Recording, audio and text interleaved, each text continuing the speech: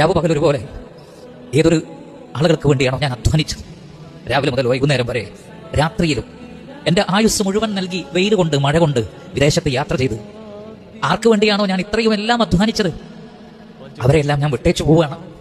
നോക്കൂ, നിങ്ങൾ ഒരുപാട് വർഷം ഗൾഫിലൊക്കെ ജോലി ചെയ്യുന്ന ആളുകളുണ്ട്. 20, 30, 40 വർഷം ഒരു വീടൊന്നും ആയിട്ടുണ്ടാവില്ല.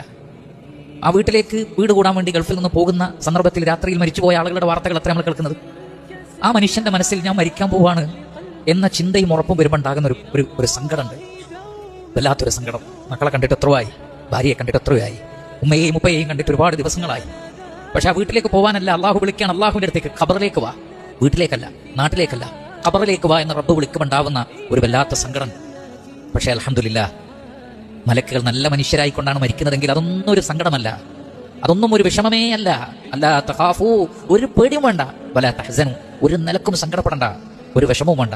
വഅബ്ശിറൂ ബിൽ ജന്നത്തി ലത്തി കുൻതും തുഅദൂൻ, അല്ലാഹു നിങ്ങൾക്ക് വാഗ്ദത്തം ചെയ്ത സ്വർഗ്ഗം കൊണ്ട് സന്തോഷിച്ചോളൂ. സ്വർഗ്ഗത്തിലേക്കാണ് പോകുന്നത്, വളരെ നല്ല അവസ്ഥയിലേക്കാണ് പോകുന്നത്. അൽഹംദുലില്ലാഹ്, അല്ലാഹു നമ്മെ അത്തരം ആളുകളിൽ ഉൾപ്പെടുത്തി അനുഗ്രഹിക്കുമാറാകട്ടെ.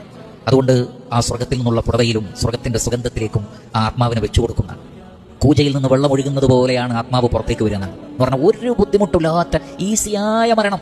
ഒരു നല്ല മനുഷ്യനാണ് മരണപ്പെടുന്നതെങ്കിൽ സ്വർഗ്ഗത്തിൽ നിന്നുള്ള കഫൻപുടയാണ് കൊണ്ടുവരുന്നത്. മലക്കുൽ മൗത്തിന്റെ കയ്യിൽ സ്വർഗ്ഗത്തിൽ നിന്ന് ഒരു പുടവ ഉണ്ടാവുന്നത് ഈ ആത്മാവിനെ കൊണ്ടുപോവാൻ സ്വർഗ്ഗത്തിൽ നിന്നാണ് പുടവ കൊണ്ടുവരുന്നത്. സ്വർഗ്ഗത്തിൽ നിന്നുള്ള സുഗന്ധവും അതിൽ പുരട്ടിയിട്ടുണ്ടാകുന്ന. പിന്നെ അതിന്റെ റൈഹാനെ കുറിച്ച് പറയണം. അവ മരിക്കുന്ന ആളുടെ അവസ്ഥ ആലോചിച്ച് നോക്കൂ.